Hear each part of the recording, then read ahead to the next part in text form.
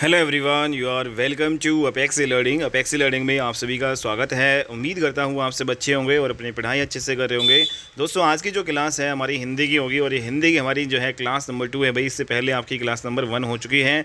Class number 1 में दोस्तों हमने वर्णमाला जो है स्टार्ट किया था, ठीक है, हिंदी वर्णमाला। और दोस्तों वहाँ पे जो स्वरों के बारे में, व्यंजन के बारे में यहाँ पे हमने जो है डिटेल में देखा था। और इसके अलावा जो है स्वरों का जो है वर्गीकरण जो है दोस्तों हमने पढ़ लिया था। आज की क्लास में हम व्यंजनों का वर्गीकरण यहाँ पे पढ़ेंगे, किस प्रकार से व्यंजनों का वर्गीकरण कर सकते हैं दोस्तों हम।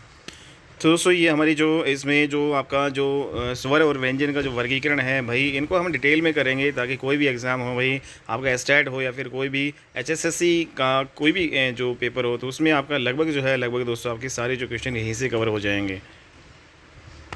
तो दोस्तों स्टार्ट करते हैं अपनी आज की क्लास। और इसमें व्यंजन जो है ध्वनियाँ उसका यहाँ पे देखेंगे। तो व्यंजन ध्वनियाँ किन्हें कहते हैं दोस्तों? स्वर ध्वनियाँ वे होती है भाई जब वो मुख से उच्चारित होती है तो कोई भी जो है भाई बाधा नहीं होती, ठीक है। तो बिल्कुल आराम से जो है वो आपकी उच्चारित होती हैं, ठीक है। तो लेकिन जब व्यंजन ध्वनियाँ हैं उनका जब हम उच्चारण करते हैं मुख से, तो बाहर निकलने वाली जो हवा है वो मुखांगों से हमारे मुख के जो अंग है उनसे स्पर्श करते हुए निकलती है। मतलब थोड़ी सी रुकावट जो है यहाँ पे आपकी आती है। तो इस प्रकार से जो व्यंजन ध्वनियाँ हैं दोस्तों ये आपकी ये होती हैं, ठीक है। तो व्यंजन जो है वो स्वरों की सहायता से उच्चारित होती हैं भाई। और बिना जो है स्वरों के व्यंजनों का उच्चारण भाई असंभव आपका होता है, ठीक है। मतलब स्वरों की सहायता से ही आपके व्यंजन बोले जाते हैं भाई। अगर स्वर जो है यहाँ पे ना हो तो यहाँ पे व्यंजन भी आपके नहीं होते हैं भाई, ठीक है। तो दोस्तों यहाँ पे जो कुल मिला के जो है हिंदी में कितने व्यंजन होते हैं, तो 33 व्यंजन हमारे होते हैं भाई, ठीक है। और दोस्तों इस 33 व्यंजन में जो है आपकी कौन कौन से भाई होते हैं ये हम देख लेते हैं। सबसे पहले वाले जो आपके दोस्तों ये आपके जो आपका स्पर्श जो व्यंजन होते हैं भाई 25 होते हैं दोस्तों। स्पर्श व्यंजन, स्पर्श व्यंजन आपके कितने होते हैं भाई? स्पर्श व्यंजन दोस्तों 25 होते हैं। कौन कौन से होते हैं स्पर्श व्यंजन? तो ये जो आपके वर्ग वाले जो है, जैसे कवरग हो गया, चवरग हो गया, टवरग हो गया, तवरग हो गया, पवरग हो गया, ठीक है। तो ये सारे 25 आपके होते हैं भाई। क्या ख ग घड़ छ छ ज झ ट ठ ड ढण त थ द दहन प फ ब बह में य र ल वस। लेकिन दोस्तों यहाँ पे जो पवरग तक यहाँ पे 5 5 25 यहाँ पे जो आपके स्पर्श व्यंजन हो गए। अंतस्थ व्यंजन जो है 4 होते हैं, य र ल व। और दोस्तों उत्सम व्यंजन जो आपके 4 होते हैं, कितने होते हैं भाई? कौन कौन से आपके? से तीनों से और है, ठीक है। तो ये सारे जो है आपके होते हैं भाई 25 और प्लस में जो है 4 अंतस्थ व्यंजन और प्लस में भाई 4 उत्सम व्यंजन, कुल मिला के जो है आपके 33 बन जाएंगे। तो हिंदी में दोस्तों यहाँ पे 33 व्यंजन आपके होते हैं, ये आपको ध्यान में रखना है भाई, ठीक है। अंतस्थ व्यंजन आपको ध्यान में रखना है भाई, यरलव होते हैं। और उत्सम व्यंजन आपके होते हैं भाई से है, 4 ही आपके ये होते हैं भाई, ठीक है दोस्तों। और यहाँ पे आपको पता होना चाहिए कवरग चवरग वाले कौन से? सबसे पहले कवरग आएगा, फिर चवरग आएगा, फिर टवरग आएगा, फिर तवरग आएगा, फिर पवरग आएगा, ठीक है। उसके बाद में हम व्यंजनों का जो वर्गीकरण में दोस्तों हम पढ़ेंगे। सबसे पहले हम व्यंजनों को कैसे जो है क्लासीफाई कर सकते हैं, कैसे इनका वर्गीकरण कर सकते हैं दोस्तों? उच्चारण के आधार पर। उच्चारण के आधार पर जो ये आपके व्यंजन है भाई, कुल मिला के जो है लगभग जो है 7 प्रकार के होते हैं। तो कौन कौन से जो है उच्चारण के आधार पर? जैसे दोस्तों हम जैसे कंठस्थ जो व्यंजन हम पढ़ते हैं, कंठ व्यंजन। कंठ व्यंजन जो कंठ से बोले जाते हैं, हमारा जो गला जो है कंठ से जो है बोले जाते हैं भाई, गले से या कंठ से बोले जाते हैं। जैसे क्या ख ग घड़ दोस्तों, ये जो हमारे गले से बोले जा रहे हैं भाई, आप बोल के देखो तो गले से जो है आपकी जो है ध्वनि यहाँ पे उच्चारित होगी, ठीक है। और यहाँ पे इसके अलावा जो है ये भी आपका कंठे व्यंजन आपका है भाई, है बोलते हैं तो वो भी कंठ से आपका बोला जाता है भाई, ठीक है। तो कंठे व्यंजन भाई, इसमें जैसे आपका उच्चारण स्थान पूछ लेता है दोस्तों, है का उच्चारण स्थान क्या है? तो है जो है दोस्तों इसका उच्चारण स्थान कंठे जो है व्यंजन आपका ये है, ठीक है। तो इस प्रकार से क्वेश्चन भाई एग्जाम में आएंगे और डिफरेंट एग्जाम्स में भाई पूछे जाते हैं सारे क्वेश्चन। कंठ के बाद में दोस्तों हमारा जो है तालु वाला व्यंजन आता है, ठीक है। कंठ के बाद में फिर तालु होता है भाई। जैसे जैसे दोस्तों हम कंठ से ऊपर आएंगे तो हमारा मुख में जो है तालु आएगा, ठीक है। कंठ से ऊपर हमारा क्या है भाई? तालु। और तालु क्या होता है? मुख का जो है दोस्तों ऊपर वाली जो छत होती है उसका पिछला वाला भाग होता है तालु, ठीक है। तो इसमें जो च छ ज झ ये आपके होते हैं, ये तालु से बोले जाते हैं भाई, च छ ज झ ये। और दोस्तों इसके अलावा जो अंतस्थ व्यंजन का जो है आपका ये, और यहाँ पे उस व्यंजन का जो है यहाँ पे शुरू वाला जो से, ये जो है भी आपके तालु से बोले जाते हैं। नेक्स्ट हम पढ़ेंगे भाई मूर्धन्य जो व्यंजन। मूर्धन्य व्यंजन क्या होते हैं? ये आपके टैठा ड ढण, ठीक है। तो ये जो है आपके मूर्धन्य व्यंजन होते हैं। तो दोस्तों यहाँ पे आपका पूछ लेगा जैसे ढ जो है, बताओ भाई आपका इसका उच्चारण जो है स्थान क्या है? तो इसका मूर्धन्य जो व्यंजन हो जाएगा। मूर्धन्य व्यंजन वो होते हैं दोस्तों जो आपके जो मुख जो की जो छत है उसके अगला वाला जो भाग होता है उससे बोले जाते हैं। पिछले वाले भाग से तो मुख की जो छत का पिछला वाला भाग तालु होता है, लेकिन मुख की जो छत का अगला वाला जो भाग है दोस्तों, ठीक है, तालु से आगे आओगे तो यहाँ पे आपका मूर्धन्य आएगा। तो मूर्धन्य व्यंजन आपके ये सारे होते हैं। इसके अलावा दोस्तों अंतस्थ व्यंजन का रै होता है, ठीक है, आपका मूर्धन्य व्यंजन। और यहाँ पे उस समय व्यंजन का जो षटकोण वाला जो है स होता है, और यहाँ पे री जो है वो भी आपका मूर्धन्य व्यंजन है, ठीक है। तो यहाँ से आप एक शॉर्ट ट्रिक बना सकते हो भाई, रिट्रस जो है ये मूर्धन्य व्यंजन में आपके आते हैं भाई। री हो गया, टवर्ग वाले सारे हो जाएंगे भाई, फिर रै जो है अंतस्थ व्यंजन वाला जो आपका हो जाएगा दोस्तों, ठीक है, और उस व्यंजन वाला से।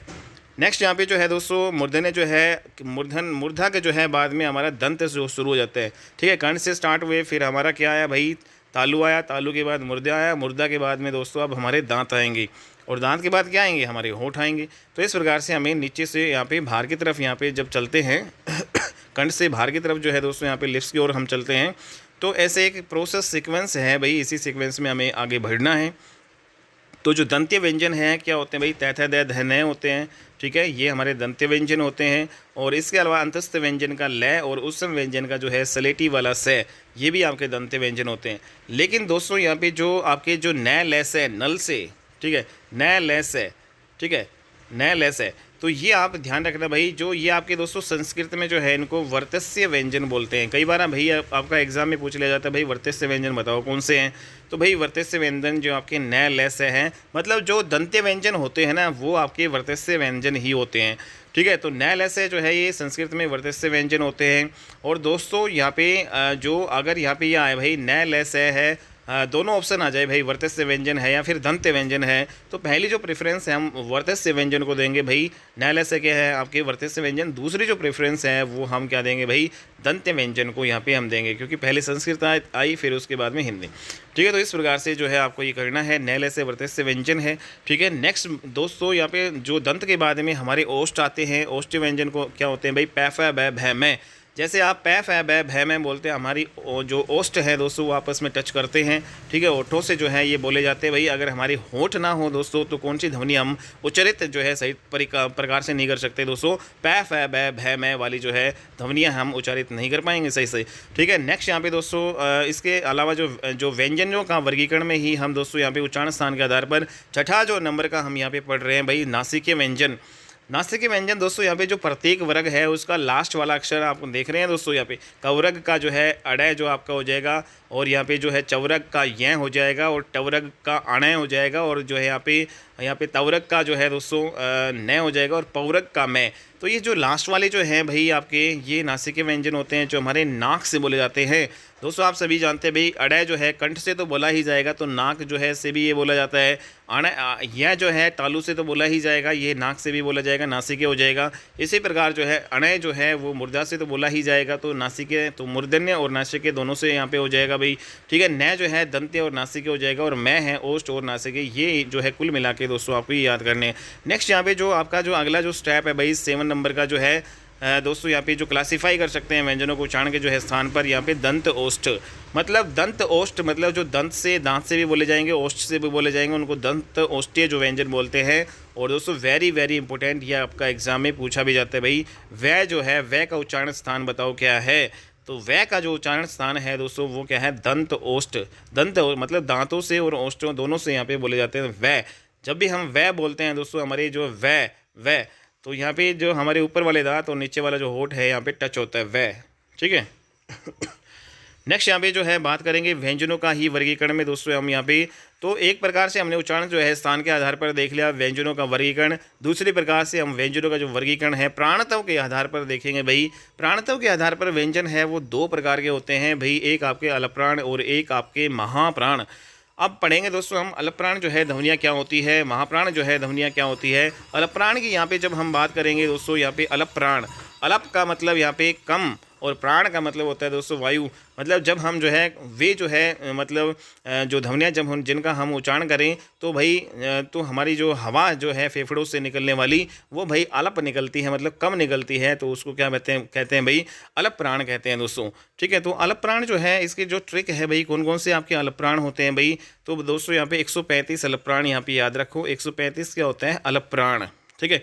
मतलब जो प्रत्येक जो वर्ग हमने पढ़े थे भाई, कवरग वाले, चवरग वाले, टवरग वाले, और यहाँ पे तवरग और पवरग वाले, जो ये 5 जो हमने वर्ग पढ़े थे, तो प्रत्येक वर्ग का जो है पहला वर्ण और तीसरा वर्ण और 5वां वर्ण जो है वो आपका अलप प्राण होता है भाई। जैसे फॉर एग्जांपल जैसे दोस्तों हम यहाँ पे कवरक की बात करें, कवरक में जो है क्या होता है भाई, कवरक में आपका जो कै ख ग घड़ है, कै ख ग घ कै ख ग घड़ है, ठीक है। तो ये आपका जो है आपका होता है। तो इसमें जो पहला वाला कै और जो है तीसरा वाला गै और अडय जो है दोस्तों, ये आपके अलप प्राण होते हैं, क्योंकि जब भी हम इनका उच्चारण करते हैं तो जो फेफड़ों से निकलने वाली जो वायु है वो अल्प मात्रा में निकलती है दोस्तों, तो इस प्रकार इनको अलप प्राण कहेंगे।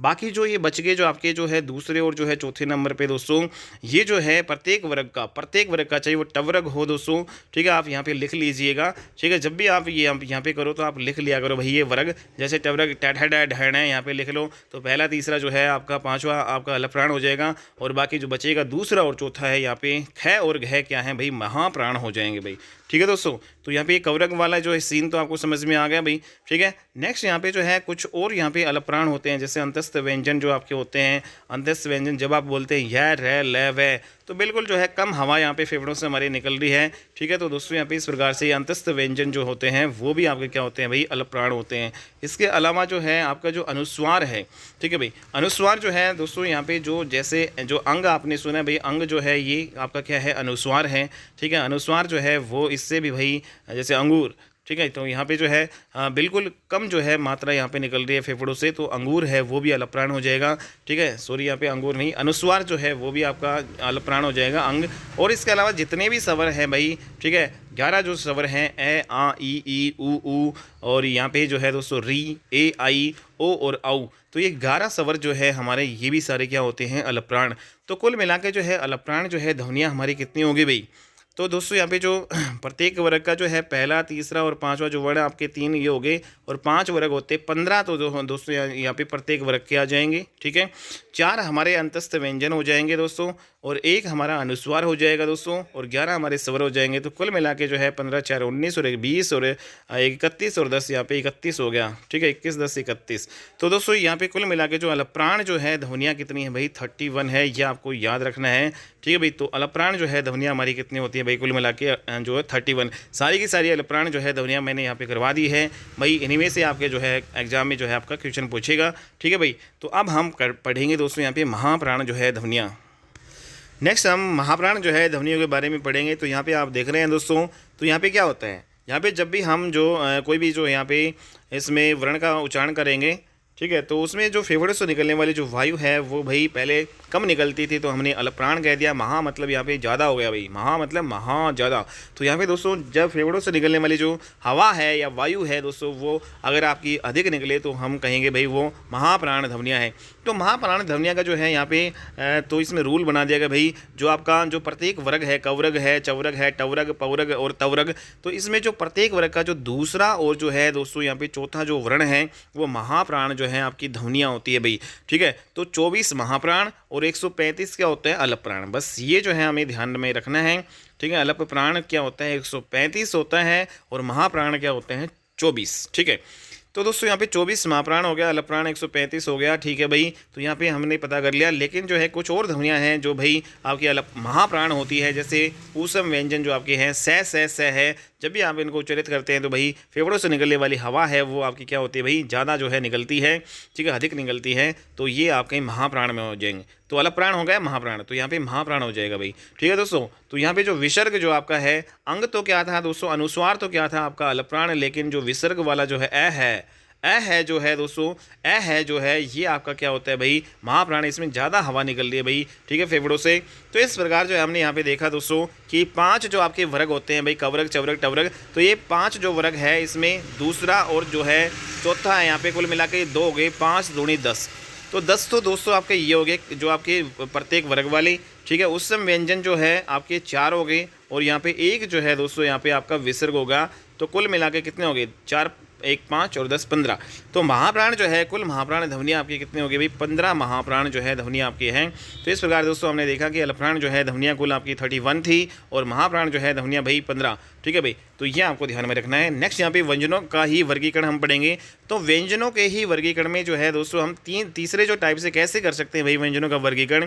तीसरा टाइप है दोस्तों हम घोषतव या फिर नाद या फिर गूंज, झंकार या कंपन के आधार पर जो है व्यंजनों का वर्गीकरण कर सकते हैं। तो दोस्तों घोषतव या नाद या गूंज, झंकार या कंपन के आधार पर जो है इनको भी हम जो है भाई 2 ही टाइप में हम बांट सकते हैं। तो तो घोष के आधार पे कह दो, घोषतव के आधार पे कह दो, नाद के आधार पे कह दो, या गूंज के आधार पे कह दो। तो भाई दो प्रकार के आपके होंगे।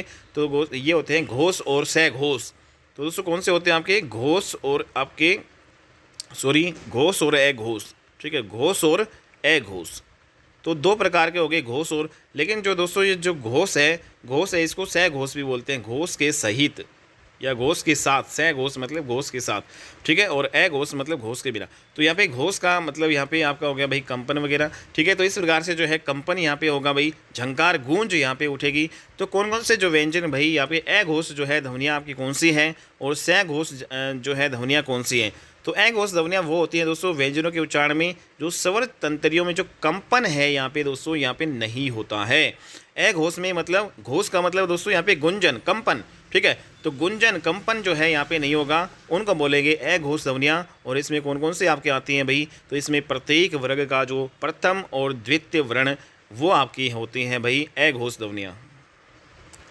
तो अलप्राण महाप्राण में दोस्तों हमने 135 अलप्राण पढ़ा था और यहाँ पे महाप्राण जो है हमने पढ़ा था भाई 24 महाप्राण। लेकिन आपको जो है अघोष और सहघोष में याद क्या रखना भाई? अघोष में तो दोस्तों यहाँ पे 12 अघोष, ठीक है, 1 2 मतलब प्रत्येक वर्ग का पहला और जो है और दूसरा जो वर्ण है वो आपका क्या होता है? अघोष। और सहघोष क्या होता है दोस्तों? यहाँ पे प्रत्येक वर्ग का भाई इसमें सीक्वेंस हो जाएगा भाई, पहला दूसरा, जैसे 5 होते हैं 1 2 3 4 5। तो शुरू के जो है पहले शुरू के जो 2 है वो अघोष होते हैं और लास्ट वाले जो 3 होते हैं दोस्तों वो क्या होते हैं? सहघोष, ठीक है। ये ऐसे भी याद कर सकते हैं। अघोष और सहघोष में क्या करना है? शुरू वाले जो है 2 अघोष और लास्ट वाले जो है 3 वो क्या होते हैं भाई? सहघोष, ठीक है भाई। लास्ट वाले शुरू वाले समझ में आ गए। जैसे प्रत्येक वर्ग का है भाई ये, जैसे कवर्ग में दोस्तों कै ख ग घ ड, अगर हम इसकी बात करें कै ख ग घ, कै ख ग घ और अड़, ठीक है। तो इसमें दोस्तों शुरू वाले जो 2 ये है ये तो आपके क्या हैं? आपके अघोष है। लेकिन लास्ट वाले जो घ घ ड, तो यहाँ पे देखो कंपन यहाँ पे निकल रहा है तो ये सहघोष हो जाएगा। कै ख में कोई कंपन यहाँ पे नहीं निकल रहा है तो मतलब यहाँ पे ये अघोष हो जाएगा। तो इस प्रकार से जो है घोष और जो है अघोष के बारे में आप यहाँ पे पता कर सकते हो भाई, ठीक है। तो यहाँ पे हमने दोस्तों यहाँ पे प्रत्येक वर्ग का जो है यहाँ पे हो गया तो 2 ये हो गए, 5 दूनी 10, तो ये आपके प्रत्येक वर्ग के हो गए। और यहाँ पे जो तीनों जो सह है, सह सलगम, सह षटकोण, सह सलेटी, सह, तो इसमें कोई कंपन नहीं निकल रहा है दोस्तों, हालांकि वायु जो है यहाँ पे अधिक निकल रही है। तो सह, ठीक है, ये जो है अघोष व्यंजन है आपकी, ठीक है। तो कुल मिला के जो है दोस्तों अघोष जो है ध्वनियाँ कितनी आपकी?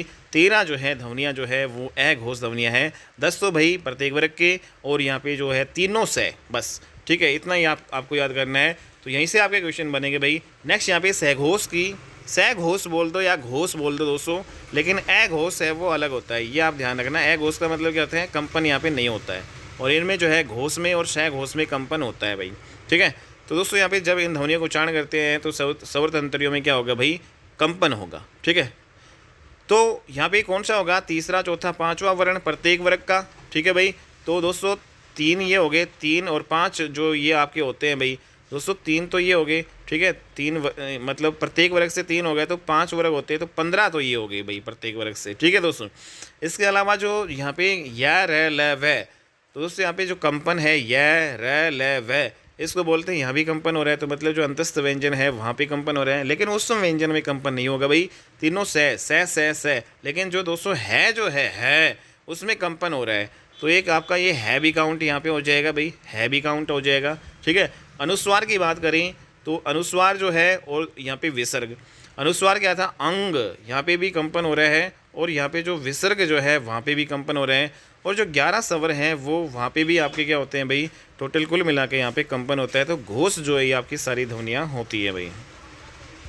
तो इन सभी जो घोष जो ध्वनियाँ हैं दोस्तों, अगर हम इनको काउंट करें तो बताओ भाई कितनी यहाँ पे टोटल बनी जो आपकी घोष या सहघोष ध्वनियाँ? कुल मिला के दोस्तों ये आपकी 33 बनेगी। देखो भाई प्रत्येक वर्ग के जो है तो आपके 15 हो गई। अंतस्थ व्यंजन जो आपका ये रलव जो है भाई यहाँ पे भी आपका जो कंपन हो रहा है, ठीक है। 4 ये होगी। अनुस्वार और विसर्ग में भी यहाँ पे कंपन हो रहा है दोस्तों। और एक जो है वाली जो ध्वनि है वो भी यहाँ पे हो गई दोस्तों, ठीक है। और कुल मिला के 11 जो है स्वर जो है ए आई यू, ए आई ओ आउ और री, तो ये सारा जो है इनमें कंपन भाई यहाँ पे हो रहा है, ठीक है। तो यहाँ पे कुल मिला के जो है 33 ध्वनियाँ ऐसी जिनमें कंपन होता है दोस्तों। 33 ध्वनियाँ यहाँ पे ऐसी हैं जिनमें कंपन होता है। तो 33 ध्वनि जिनमें कंपन होता है उनको क्या कहते हैं? उनको घोष या सहघोष। और दोस्तों कुल 13 ऐसी ध्वनियाँ जिनमें कंपन नहीं होता है, ठीक है भाई। 13 ऐसी ध्वनियाँ जिनमें कंपन नहीं होता उनको ए घोष कहते हैं। तो उम्मीद करता हूँ दोस्तों इस समझ में आपको अच्छे से आ गया होगा भाई। नेक्स्ट हम व्यंजनों का ही वर्गीकरण पढ़ेंगे दोस्तों, लेकिन अलग टाइप से पढ़ेंगे। यहाँ पे व्यंजनों का जो वर्गीकरण है वो प्रयत्न के आधार पर हम पढ़ेंगे अब की बार। तो प्रयत्न के आधार पर व्यंजनों के जो आपके भेद हैं कुल मिला के दोस्तों यहाँ पे हम 8 जो है भाग यहाँ पे पढ़ेंगे प्रयत्न के आधार पर व्यंजनों के भेद। तो दोस्तों इसमें जो है सबसे पहला जो भेद आता है प्रयत्न के आधार पर भाई, इसमें जो आपका आता है भाई पहला स्पर्श व्यंजन। स्पर्श व्यंजन हमने जो है स्टार्टिंग वाली क्लास में पढ़े थे भाई। आपके जो 25 होते हैं कवरग वाले, चवरग वाले, टवरग वाले, तवरग वाले और पवरग वाले दोस्तों यहाँ पे कुल मिला के जो है 5 यहाँ पे करेंगे तो 25 आपके स्पर्श व्यंजन आपके होते हैं। तो स्पर्श में क्या होगा भाई, जब भी इनका उच्चारण करेंगे तो मुख से निकलने वाली जो यहाँ पे हवा है भाई, या फिर जो इनका उच्चारण जो है करेंगे तो मुखांगों के स्पर्श करेंगे। जितने भी हमारे मुख्य अंग है भाई या फिर जो भी हैं तो इनको जो है स्पर्श करते हैं, वे चलते हैं या निकलती है हवा, ठीक है भाई। तो स्पर्श व्यंजन इनको बोल दिया जाता है। तो कुल मिला के 25 स्पर्श व्यंजन होते हैं। कौन कौन से होते हैं भाई ये हम देख लेते हैं भाई। तो ये कंठस्थ व्यंजन कवरग वाले होते हैं, ठीक है, ये चवरग वाले होते हैं, ये टवरग वाले होते हैं, ये तवरग वाले होते हैं, ये पवरग वाले, सारे 5 होते हैं दोस्तों। इस प्रकार ये 5 25 बन गया आपका। तो 25 स्पर्श व्यंजन होते हैं। कवरग वाले को जो है दोस्तों यहाँ पे कंठ व्यंजन बोल देते हैं, चवरग वाले को तालु से बोले जाते हैं, जैसे हमने अभी पढ़ाया था आपको दोस्तों यहाँ पे, ठीक है। और यहाँ पे और जो मूर्धन्य जो व्यंजन है वो आपके जो है टवरग वाले होते हैं, और दंत्य व्यंजन तवरग हो गए, ठीक है भाई। ऊपरी जो है दांत के जो है निकट से आपके बोले जाते हैं, ठीक है। ये सारे हमने ऑलरेडी आपको बता दिए हैं भाई, ठीक है दोस्तों। तो ये सारे आपके जो हैं हो गए। तो उम्मीद करता हूँ दोस्तों ये आपको समझ में आ गए होंगे। और पवरग वाले दोनों ओठों से बोले जाते हैं। तो यहाँ पे 25 ही हो गए। उसके बाद में जो व्यंजनों के दूसरे वर्गीकरण में यहाँ पे स्पर्श जो है संघर्षी, भाई स्पर्श तो करेंगे लेकिन संघर्ष यहाँ पे, ठीक है, संघर्षी। तो ये कुल मिला के जो है दोस्तों 4 होते हैं स्पर्श संघर्षी। तो जिनका उच्चारण करते समय मुखांगों से स्पर्श भी होता है और हवा को बाहर निकलने में संघर्ष भी करना पड़ता है। तो दोस्तों उसको हमने बोल दिया स्पर्श संघर्षी। मतलब मुखांगों को ही स्पर्श भी करेंगे जिनका उच्चारण करेंगे, जिन जो है वर्णों का उच्चारण करेंगे तो उसमें वो स्पर्श भी करेंगे मुखांगों को, और भाई थोड़ा सा उनको संघर्ष भी करना पड़ेगा भाई बाहर निकलने से, ठीक है, हवा को बाहर निकलने में जो है संघर्ष भी करना पड़ेगा। तो ऐसे जो है वर्णों को या ध्वनियों को जो है भाई हम स्पर्श संघर्षी जो है ध्वनियाँ भी बोलते हैं। तो उससे ये 4 होती हैं। कौन से होते हैं? च छरका, छ छतरी, जय जग और झय झंडा, ठीक है भाई। च छरका, छ छतरी, जय जग और झय झंडा स्पर्श संघर्षी आपके होते हैं। नेक्स्ट यहाँ पे बात करेंगे दोस्तों अंतस्थ व्यंजन, ठीक है। इसी में प्रयत्न के आधार पर जो तीसरा जो टाइप है वो आपका अंतस्थ व्यंजन हो जाएगा। आप सभी जानते हैं भाई अंतस्थ व्यंजन हमने अभी पढ़ा था। तो जिनका उच्चारण करने में भाई जो करते समय मुखांग जो है आंशिक रूप से स्पर्श करें, मतलब मुख के अंगों को स्पर्श तो करेंगे लेकिन थोड़ा थोड़ा करेंगे, तो उनको भाई अंतस्थ व्यंजन बोल देते हैं, ठीक है। तो दोस्तों ये आपके 11 लेवे होते हैं, ठीक है। ये 4 होते हैं ये भी, ठीक है। स्पर्श संघर्ष भी यहाँ पे 4 हो गए भाई, अंतस्थ व्यंजन भी 4 हो गए दोस्तों। तो इस प्रकार से दोस्तों यहाँ पे अगर हम जो 11 लेवे है अंतस्थ व्यंजन है, इसको अगर हम आगे थोड़ा और डिटेल में पढ़ें तो भाई यहाँ पे जो है इसमें जो दोस्तों य और वह जो है ध्वनियाँ वो अर्ध स्वर है, ठीक है। य और वह क्या है? अर्ध स्वर है। और जो र है दोस्तों यहाँ पे र बच गया वो लुंठित या प्रकंपित जो है ध्वनि है, जबकि दोस्तों ल जो है वो पार्श्विक जो है ध्वनि है। तो यहाँ पे ल का मतलब, यहाँ पे पार्श्विक ध्वनि का मतलब जब भी हम ल का उच्चारण करते हैं तो दोस्तों अपने मुख के दोनों साइड से, मतलब जीभ के दोनों बगल से यहाँ पे हमारी हवा निकलेगी। मतलब इसका उच्चारण करेंगे हमारी नहीं भाई, वर्ण का जो है उच्चारण करते समय भाई मुख से जो हवा है वो जीभ के दोनों साइड्सों से निकलती है, इसलिए इसको पार्श्विक जो है, मतलब जीभ के जो पार्श्व भाग से, मतलब ये हो जाएगा भाई, ठीक है। बगल से जो है, बगलों से यहाँ पे इसमें जो भाई हवा निकलेगी तो इसको लय बोल दिया जाता है। लय क्या है? पार्श्विक व्यंजन है, ठीक है भाई। काफ़ी बार एग्जाम में पूछा जाता है भाई पार्श्विक व्यंजन कौन सा है? भाई लय है, ठीक है। लुंठित व्यंजन कौन सा है? लुंठित को प्रकंपित जो है भी बोल देते हैं। लुंठित यहाँ पे जो रै बोलते हैं दोस्तों, जीभ हमारी एकदम से जैसे ऐसे मतलब यहाँ पे प्रकंपित होती है, ठीक है। लुंठित यहाँ पे रै बोलते हैं, रै तो यहाँ पे जीभ है एकदम से ऊपर से, मतलब ऐसे ऐसे आपकी हिलती है, ठीक है, रै। तो इस प्रकार से इसको बोल दिया गया यहाँ पे लुंठित व्यंजन या प्रकंपित व्यंजन, ठीक है भाई। ये आपका एक होता है, पार्श्विक व्यंजन एक होता है। यहाँ पे अर्ध जो है स्वर यहाँ पे 2 होते हैं भाई, य और वह। तो अर्ध स्वर भी एग्जाम में काफ़ी बार पूछेगा भाई अर्ध स्वर कौन कौन से होते हैं? य और वह, ठीक है दोस्तों, 2 होते हैं अर्ध स्वर। नेक्स्ट यहाँ पे बात करेंगे भाई, यहाँ पे जैसे हमने इसको फिर से क्लासीफाई कर दिया इसी में ही। अर्ध स्वर जो है भाई इसके ये दो होते हैं जिनको उच्चारण करते समय मुखांग न के बराबर स्पर्श होते हैं। ठीक है भाई, तो मुखांगों से न के बराबर स्पर्श होते हैं यह और वह है। लुंठित प्रकंपित क्या हो गया भाई, रै जो है उसको लुंठित कहेंगे। जब इसका उच्चारण करेंगे तो जीवा जो है ऊपर की तरफ जो है दोस्तों यहाँ पे मुड़ जाती है। ठीक है, फोल्डिंग हो जाती है जीभ की। ठीक है, और इससे जो है लुंठित तथा तो इससे दोस्तों जब ये फोल्ड हो जाए लुंठित कहेंगे इसको, और जब जीवा जो है हमें कंपन होता है तो इसको प्रकंपित बोलते हैं। तो इस प्रकार से दोस्तों यहाँ पे जो रै है वो आपका लुंठित जो है आपका जो ध्वनि है, और यहाँ पे प्रकंपित ध्वनि भी है, क्योंकि जब ये जीवा ऊपर उठेगी तो मुड़ जाएगी ऊपर की ओर। ठीक है, तो इसलिए इसको लुंठित बोल दिया। लेकिन जीवा जो है इसमें कंपन हो रहा है रै, ठीक है, तो इसको प्रकंपित भी बोल दिया। तो मतलब लुंठित भी है प्रकंपित भी है। तो कौन सी ध्वनि है जो भाई लुंठित भी है और वो प्रकंपित भी कहलाती है? तो रै जो ध्वनि है वो लुंठित और प्रकंपित दोनों है। ठीक है भाई, पार्श्व जो ध्वनि है वो आपकी उच्चारण करते समय जीवा के दोनों जो है, जो हमारी जीभ है दोस्तों, तो उसके दोनों पार्श्व मतलब बगल से हवा जो है बाहर निकलेगी, तो उसको बोलेंगे भाई पार्श्व जो है व्यंजन, ये आपका लय होता है। ठीक है, तो उम्मीद करता हूँ ये 6 टाइप आपको समझ में आ गई। टोटल 8 होती है भाई प्रयत्न के आधार पर। 7वां जो टाइप है हमारा ऊष्म जो है जो व्यंजन ऊष्म व्यंजन सभी को पता है दोस्तों 4 होते हैं भाई, स है। ठीक है, तीनों स है।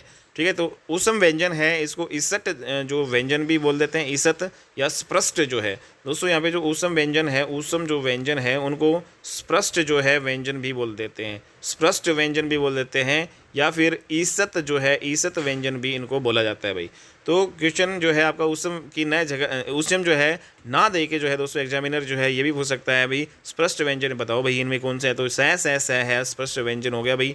तो दोस्तों यहाँ पे जो उच्चारण करते समय हवा जो है संघर्ष के कारण जो है यहाँ पे उष्मा जो है, उष्म मतलब संघर्ष जो करती है, तो उस समय गर्म होकर बाहर निकलती है जो हवा। तो जब जो दोस्तों यहाँ पे संघर्ष यहाँ पे संघर्ष आ रहा है, तो घर्षण के कारण जो है ऊष्म जो है होकर जब बाहर निकले तो उसको हम क्या कहेंगे भाई, यहाँ पे ये आपके हो जाएंगे ऊष्म व्यंजन आपके। ठीक है, तो दोस्तों 4 हो गए ऊष्म व्यंजन। तो लेकिन जब है की बात करें तो वेरी इंपॉर्टेंट दोस्तों, ये है के बारे में काफ़ी बार आया हुआ है। तो है का जो उच्चारण जो है स्थान दोस्तों, ये संघर्षी जो है व्यंजन है पहली बात तो। ठीक है भाई, संघर्षी। काकल्य जो है अगर आ जाए काकल्य वर्ड तो है उसका आंसर होगा भाई अलिजिह्वा। अलिजिह्व्य जो है वर्ड आ जाए तो भी उसका आंसर क्या होगा भाई, है होगा।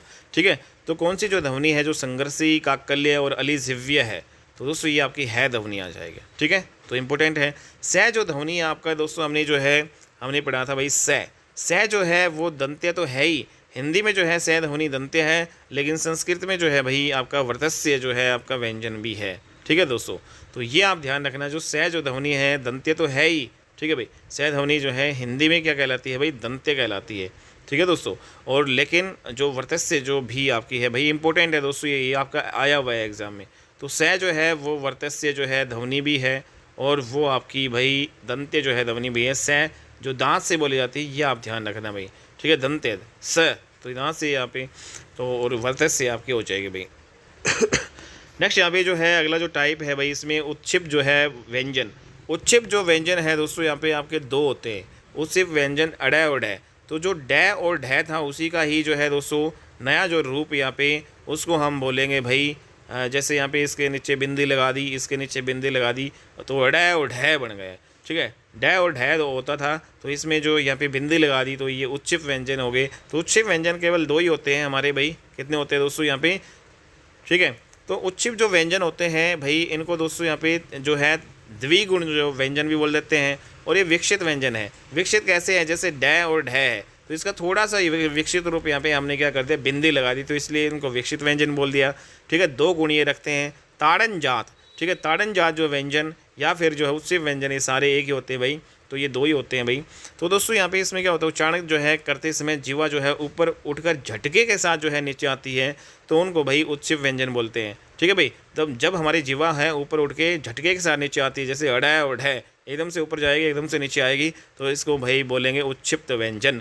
उत्क्षिप्त का मतलब ही क्या होता है भाई दोस्तों, शीघ्र मतलब ऊपर उठेगी फिर शीघ्रता से नीचे आएगी, मतलब फेंका हुआ इसका मतलब होता है। ठीक है, तो उत का मतलब होता है ऊपर उठना, और जो है क्षिप्त का मतलब है शीघ्रता से नीचे आना, ऊपर उठ के शीघ्रता से एकदम से नीचे आएगा उसको बोलेंगे भाई उत्क्षिप्त। ठीक है, तो ये आपको पता चल गया भाई। अड़ा और ढह के उच्चारण में जो है दोस्तों वीणा में 2 यहाँ पे छूकर छोड़े गए तारों के समान जो है गूंज होती है, तो इसे ताड़न जात व्यंजन भी कहते हैं।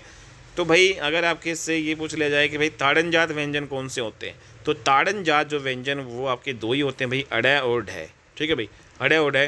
तो क्योंकि दोस्तों इसमें जो हम उच्चारण करते हैं तो वीणा जो है आपकी होती है उसमें, तो जो छूकर छोड़े गए जो तार होते हैं तो उनके समान इसमें गुंजन होती है अड़ै और ढै में। ठीक है, तो इसलिए इसको ताड़न जात व्यंजन कहते हैं।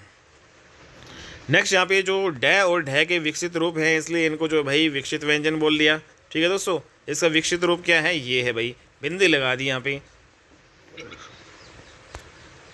और यहाँ पे एक और इम्पोर्टेंट यहाँ पे पॉइंट यहाँ पे डिस्कस करेंगे दोस्तों। इनका जो प्रयोग है दो रूपों में होता है, एक तो भाई नुक्ता जो है रहित और दूसरा यहाँ पे नुक्ता सहित।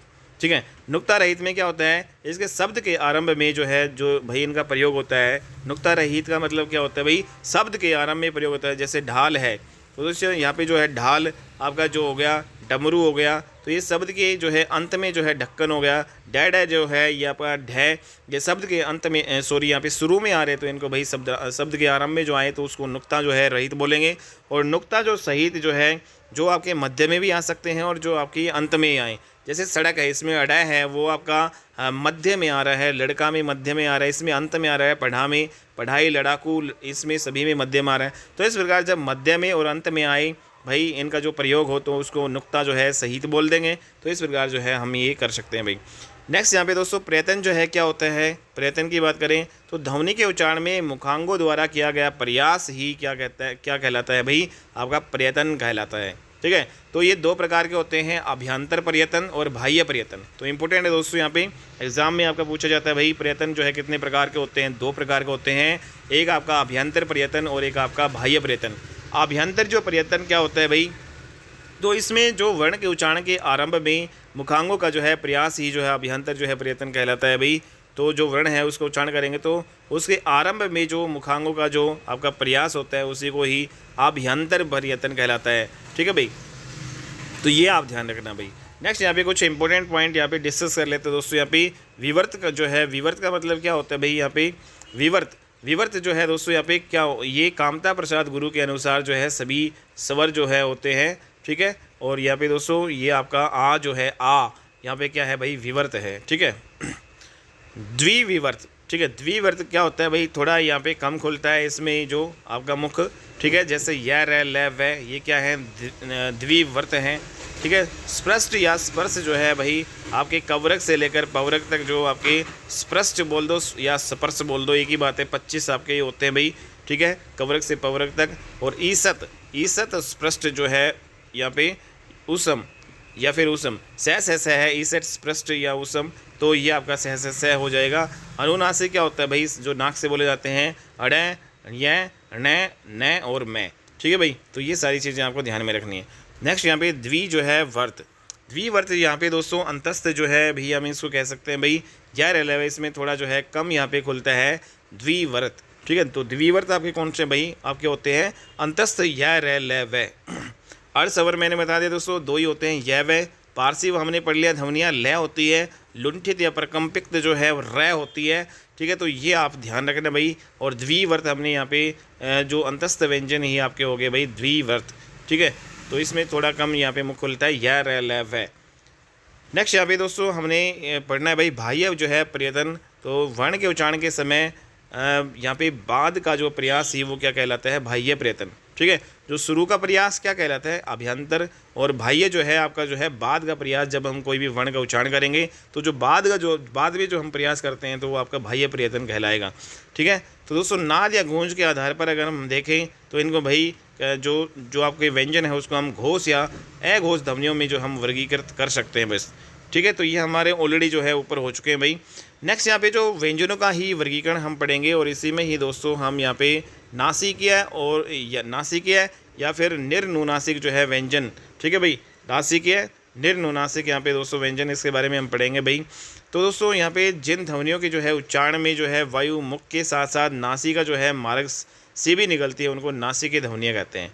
ठीक है, तो नासिकीय ध्वनियाँ किन्हें कहते हैं, तो दोस्तों यहाँ पे जो मुख से निकलने वाली जो वायु है वो मुख से तो निकलेगी ही, साथ साथ में नासिका से भी निकलेगी। लेकिन जो नासिका से नहीं निकलती, केवल मुख से निकलती है, उसको भाई बोलते हैं भाई हम निर्नुनासिक जो है ध्वनियाँ। या फिर मौखिक ध्वनियाँ। तो मौखिक ध्वनियाँ केवल मुख से निकलती है, नाक से यहाँ पे नहीं निकलेंगी भाई। तो निर्नुनासिक जो है ध्वनियाँ क्या होती है भाई, निर्नुनासिक, एग्जाम में पूछा भी गया भाई, ठीक है। तो निर्नुनासिक का मतलब क्या होता है भाई, जिनके उच्चारण में नासिका मार्ग जो आपका बंद रहता है, केवल जो है ध्वनियाँ मुख से, केवल मुख से जो है उच्चारित होती है, उनको भाई निर्नुनासिक जो है बोलते हैं हम। तो नासिक की ध्वनियाँ आप सभी जानते हैं भाई, 5 हो गई भाई, अड, न, न और मैं, ठीक है। प्रत्येक वर्ग का जो लास्ट वाला जो आपका वर्ण आपका हो जाएगा भाई पंचम वर्ण। और अनुस्वार जो है दोस्तों आप सभी जानते हैं भाई, अनुस्वार, तो यहाँ पे अंग जो है ये आपका क्या है, अनुस्वार है। और जो है ये आपका क्या है भाई, ये आपका विसर्ग है, ठीक है, अनुस्वार जो है। और यहाँ पे अनुनासिक की जो है बात करें तो अनुनासिक जो है स्वर है, ये आपका अनुस्वार जो है, ठीक है। तो इसको भी भाई हम नासिक ध्वनियाँ भी हम बोल सकते हैं, अनुस्वार वाले को भी नासिक ध्वनि बोल सकते हैं। आगत व्यंजन, आगत व्यंजन वो होते हैं दोस्तों जो हमारी दूसरे जो है देश की भाषाएं जो हैं उनसे हमारी हिंदी में जो आए हैं, ठीक है। जैसे यहाँ पे कै जो है अरबी फ़ारसी से, ये जो इसके नीचे जो बिंदी लगा रखी है दोस्तों यहाँ पे, ये सारे अरबी फ़ारसी से भाषा जो है दूसरी भाषाओं से भाई आपके आए हैं, ठीक है। कैक है, गै, जय और फै, ठीक है, इनके नीचे जो बिंदी हम लगा सकते हैं भाई, मतलब अरबी फ़ारसी जो है भाषा का शब्द आपका ये है, हिंदी का नहीं है भाई, ठीक है। तो यहाँ पे आगत जो है व्यंजन इनको कहेंगे, कै के यहाँ पे नीचे बिंदी, यहाँ पे खे के नीचे, गै के नीचे जय, कैक है, गै, जय फै, इनके नीचे बिंदी भाई, आगत व्यंजन। नेक्स्ट यहाँ पे सुक्त व्यंजन, वेरी वेरी इंपॉर्टेंट, एग्जाम में आता है भाई सुक्त व्यंजन। तो दोस्तों सुक्त व्यंजन कितने होते हैं, ये आपके 4 होते हैं। कौन कौन से होते हैं सुक्त व्यंजन, अक्षय, तृय, त्रय, त्रिशूल, ज्ञ, ज्ञानी और यहाँ पे श्रय, 4 जो है आपके सुक्त व्यंजन होते हैं भाई। जहाँ 2 या 2 से अधिक व्यंजनों का संयोग हो जाए, जब 2 व्यंजन या 2 से ज़्यादा व्यंजन आपस में मिले और यहाँ पे एक नया जो है यहाँ पे व्यंजन बनाए, तो उसको भाई सुक्त व्यंजन बोलते हैं दोस्तों।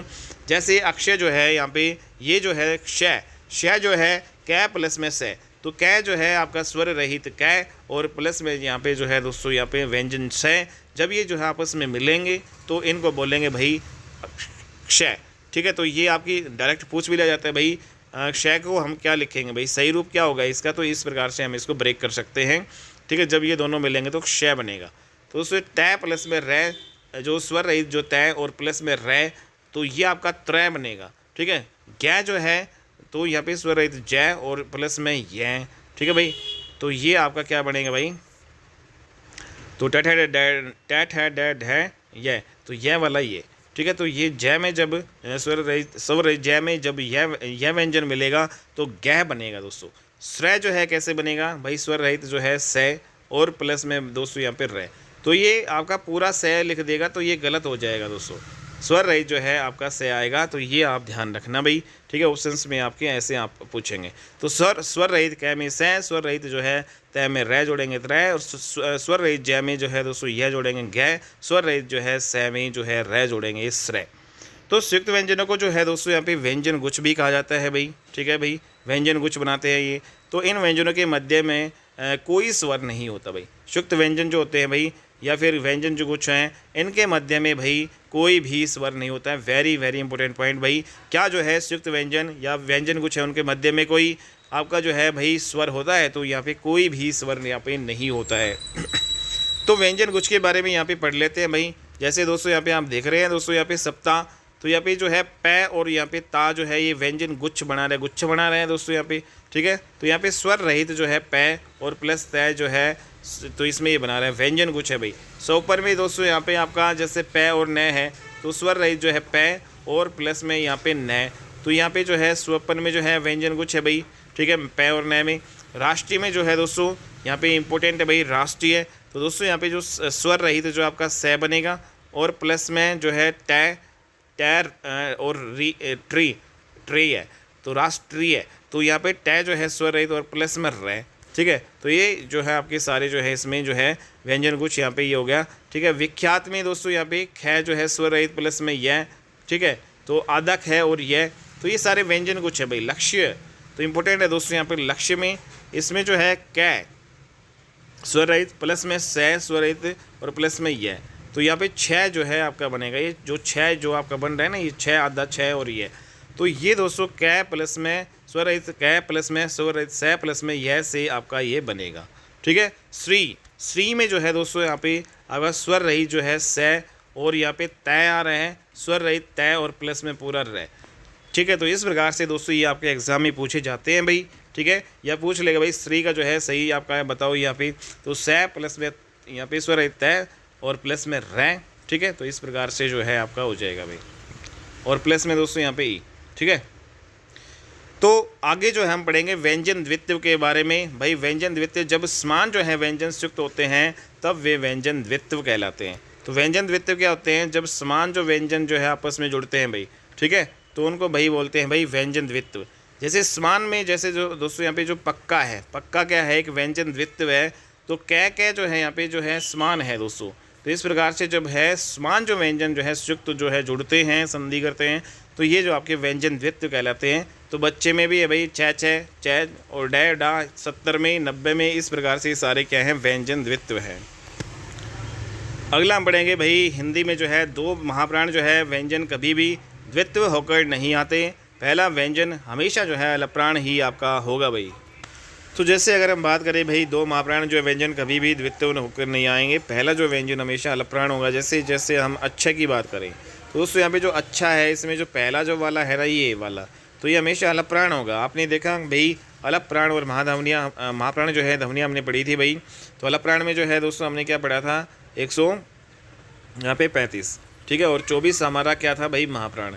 दोस्तों यहाँ पे आप देख रहे हैं पहले नंबर पे, जैसे हम क्या कै गै घै डै की बात करें तो क्या कै गै घै डै, तो जो गै है वो तीसरे नंबर पे अलप्राण। तो यहाँ पे आप देख रहे हैं जो ये जो च यहाँ पे क्या कै गै डै, च छ जय झय ये, अच्छा च छ जय झय ये की बात कर ले, च छ जय झय और ये। तो दोस्तों इसमें जो आपका जो च चरखा वाला जो है वो क्या है, अलप्राण है, ठीक है। और जो छः छतरी वाला इसमें क्या है भाई, महाप्राण है। तो दूसरे नंबर पे जो होता है और चौथे नंबर पे होता है वो महाप्राण होता है, और पहले जो है नंबर पे, तीसरे नंबर पे और यहाँ पे दोस्तों पाँचवें नंबर पे जो होता है वो अलप्राण होता है। तो यहाँ पे आप देख रहे हैं दोस्तों, तो यहाँ पे हमेशा जो है जब भी आपका ये व्यंजन द्वित्व बनेगा तो उसमें जो अलप्राण जो है आपका पहले आएगा और महाप्राण बाद में आएगा। जैसे बुद्धू है, इसमें भी दोस्तों यहाँ पे बूद है धू, तो इसमें जो है जो स्वरत रहित जो द है ये अलप्राण है और ध जो है वो महाप्राण है, ठीक है। पत्थर में जो है तय और थ यहाँ पे अलप्राण और महाप्राण, ठीक है, पहले अलप्राण फिर महाप्राण आएगा, ये आप ध्यान रखना भाई, ठीक है। नेक्स्ट यहाँ पे जो है सामान्य या व्यवहारिक या फिर बोलचाल की हिंदी में वर्णों की जो है संख्या भाई कितनी है बताओ भाई। तो सामान्य जो है या फिर बोलचाल की हिंदी में जो वर्णों की जो है संख्या दोस्तों यहाँ पे 44 है, ठीक है, बात ये करें। लेकिन मानक हिंदी में वर्णों की संख्या कितनी है दोस्तों, यहाँ पे आपकी 52 है, ठीक है दोस्तों। 44 ये आप कौन से है भाई, 33 व्यंजन होते हैं और 11 स्वर होते हैं भाई, 44 हो गए, ठीक है दोस्तों।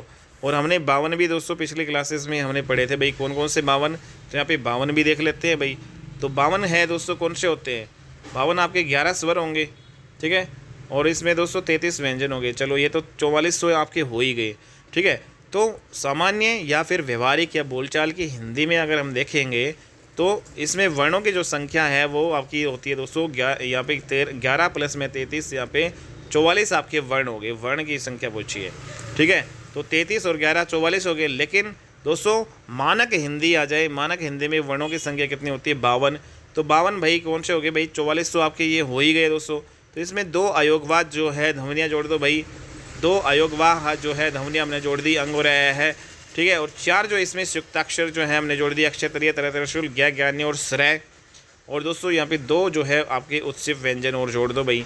तो यहाँ पे जो हमने नई जो ध्वनियाँ अड़ और ढ आपका आया था ये 2, तो कुल मिला के दोस्तों यहाँ पे 4 2 6 2 8, ठीक है। तो 44 प्लस में 8 जो है ये 8 जो है ये अलग और है, 44 प्लस 8 ये आपके हो जाएंगे भाई। ये आपको पता चल गया भाई, ये 8 अलग कौन से हैं भाई, 2 तो इसमें उच्चिप व्यंजन है, 2 इसमें अयोगवाह है और 204 इसमें संयुक्ताक्षर है, संयुक्त अक्षर, संयुक्त जो है व्यंजन, अक्षतरीय तरह तरशूल ज्ञ ज्ञानी और श्रय, ठीक है भाई। तो कुल मिला के जो ये 52 हो गए या नहीं हो गए, ठीक है। तो ये 52 आपके हो गए। नेक्स्ट यहाँ पे जो है बात करें ऊष्म व्यंजन। ऊष्म व्यंजन दोस्तों यहाँ पे 4 होते हैं, सभी को पता है भाई, सह सलगम, सह षटकोण, सह सलेट्टी और है हिरण, ठीक है भाई। तो दोस्तों यहाँ पे बात करें कि भाई सलगम जो है वो भाई आपका तालु से बोला जाएगा, कंठ से इसमें तो है ही नहीं दोस्तों यहाँ पे, हालांकि कंठ है दोस्तों, वो है आएगा लास्ट वाला, चलो कंठ है वो है आ गया, ठीक है भाई। तो सीक्वेंस से आप ये चलेंगे, कंठ के बाद दोस्तों आपका तालु आएगा, तालु के बाद में मुर्दा आएगा और मुर्दा के बाद में दंत आएगा भाई, ठीक है भाई। तो सह सलगम तालु से बोला जाएगा, सह षटकोण मुर्दा से बोला जाएगा और भाई यहाँ पे जो है सह सलेट्टी है वो दंत्य हो गया। और दोस्तों यहाँ पे मैंने बताया था सह सलेट्टी दंत्य के अलावा वर्तस्य भी आपका है, ठीक है। वर्तस्य जो है व्यंजन भी अब इसको बोलेंगे भाई, क्योंकि संस्कृत में जो दंत्य हैं वो आपके वर्तस्य भी आपके होते हैं, तो ये ध्यान रखना भाई। नेक्स्ट यहाँ पे बात करें भाई, उत्सम व्यंजनों को जो है संघर्षी जो है व्यंजन या ध्वनियाँ भी कहते हैं भाई। जो उत्सम व्यंजन है उनको भाई इंपॉर्टेंट है भाई। उत्सम जो व्यंजन है इसका दूसरा नाम क्या है भाई? उत्सम व्यंजन को भाई, क्योंकि संघर्ष के साथ जो है भाई हवा निकलती है भाई, उत्सम व्यंजन स है, ठीक है भाई। संघर्षी व्यंजन मतलब घर्षण के साथ जो है गर्म हवा जब बाहर निकले उसको भाई हम संघर्षी व्यंजन जो है या उत्सम व्यंजन भाई हम बोलेंगे भाई, ठीक है दोस्तों। तो उत्सम व्यंजन का दूसरा नाम क्या है भाई? संघर्षी व्यंजन, ठीक है। तो संघर्षी जो है ध्वनियाँ कौन सी होती है भाई? ये जो है काफ़ी ज़्यादा इंपॉर्टेंट है दोस्तों, आपका एग्जाम के लायक है भाई ये। तो यहाँ पे जो संघर्षी जो है ध्वनियाँ भाई आपकी कौन सी है, तो एग्जाम में भाई आपका पूछा जाता है दोस्तों, स्टैट में भी काफ़ी बार आपका आता है भाई संघर्षी, इनमें से कौन सी संघर्षी ध्वनियाँ हैं। तो भाई आपका जो है संघर्षी ध्वनियाँ इसमें स है तो आपके होंगे ही होंगे उत्सम वाले। इसके अलावा इसमें जो है 5 और है। तो यहाँ पे दोस्तों संघर्षी जो ध्वनियाँ हैं भाई एग्ज़ाम में काफ़ी बार ये पूछा जाता है भाई, बताओ कि भाई जो जो जय है वो संघर्षी ध्वनि है या नहीं, तो भाई है भाई। तो आपको कैसे याद रखना है? खग खग जय फै, खग है जय फै वै, ठीक है। खग है जय फै वै, ठीक है, ये हो गया। और तीनों से है भाई, तीनों से खग है जय फै वै, खग है जय फै वै, ठीक है। तो इस प्रकार से आप कर सकते हो, और तीनों से ये आपकी संघर्षी ध्वनियाँ हो गई भाई, ठीक है दोस्तों, याद हो गया होगा। नेक्स्ट यहाँ पे जो स्पर्श जो है संघर्षी ध्वनियाँ, तो दोस्तों यहाँ पे वर्ड आ जाए, जैसे संघर्षी ध्वनियाँ तो आपकी ये हो ही गई भाई, लेकिन आगे वर्ड आ जाए भाई सपर्श, ठीक है। तो सपर्श जो है संघर्षी ध्वनियाँ जो है भाई कौन सी होती है? च चरखा वाली लाइन, चवरग वाले जो जो है वो क्या होते हैं? स्पर्श संघर्षी ध्वनियाँ। च छ ज है ये, च चरखा, छ छतरी, जय जग, जय झंडा और यह खाली, ठीक है। तो ये सारी क्या होते हैं भाई? स्पर्श संघर्षी व्यंजन। और संघर्षी व्यंजन भाई क्या हो गया हमारे? खग है, जय फै वै और तीनों से, ठीक है भाई। तो यहाँ पे नेक्स्ट यहाँ पे बात करेंगे भाई जैसे यहाँ पे पंचमाक्षर रूप और अनुस्वार रूप की यहाँ पे अगर हम बात करें दोस्तों, जैसे हिंदी में पंचमाक्षर जो आपका जैसे हिंदी है ये पंचमाक्षर है दोस्तों, लेकिन अनुस्वार जो आएगा तो यहाँ पे बिंदी आ जाएगी भाई। तो ये आपका सही रूप है दोनों ही। सिंध है ये पंचमाक्षर है भाई, ठीक है भाई। तो और दोस्तों यहाँ पे अब देखो पंचमाक्षर में भी तैथ है, दै धैन है। जैसे तैथ है, दै धै वाला है तो इसमें न वाला ही लगेगा, जो इसमें पंचमाक्षर इसी जो है वर्ग का आपका लगेगा, ठीक है भाई। तो यहाँ पे जो मंत्र है दोस्तों यहाँ पे, ठीक है, यहाँ पे मंत्र हो गया तो इसको ये लिखेंगे भाई, ठीक है। जो संगति, तो दोस्तों यहाँ पे संगति जो है गति संगति, तो दोस्तों ये जो संगति है ऐसे भी लिख सकते हैं भाई। और कुल मिला के यहाँ पे जो इसमें अनुस्वार रूप इसका लिखे तो संगति। तो ये सारे जो है संकलन का ऐसे ये अनुस्वार रूप हो गया। संचय ये पंचमाक्षर रूप, ये संचय बिंदी लग गया अनुस्वार रूप, ठीक है। पंचमाक्षर जो है और अनुस्वार में दोस्तों यहाँ पे संक्रांति, तो संक्रांति ये जो न है इसकी बिंदी लग जाएगी दोस्तों, यहाँ पे क्रांति तो है ही ये, ठीक है। और अहंकार, ठीक है, तो इसमें अहंकार ये बिंदी लग जाएगी, अनुस्वार रूप हो जाएगा। पंचम, तो यहाँ पे पंचम है दोस्तों, ये पंचमाक्षर रूप है और ये अनुस्वार रूप है संपूर्ण में, तो ये पंचमाक्षर रूप है, ये अनुस्वार रूप। जब भी बिंदी लगेगी वो अनुस्वार रूप हो गया, और जो बिंदी नहीं लगेगी दोस्तों वो पंचमाक्षर होगा, ठीक है। पंचमाक्षर मतलब प्रत्येक वर्ग का जो 5वां जो वर्ण है भाई वो पंचम अक्षर होता है भाई, इसलिए इसको हम बोल देते हैं। पंचम अक्षर कौन से होते हैं आपके? अड़य, ठीक है, अड़य, य, अणय और यहाँ पे न और दोस्तों मैं, ये 5 ही तो होते हैं पंचमाक्षर, पंचम अक्षर, ठीक है। तो यहाँ पे ये आपको समझ में आ गया।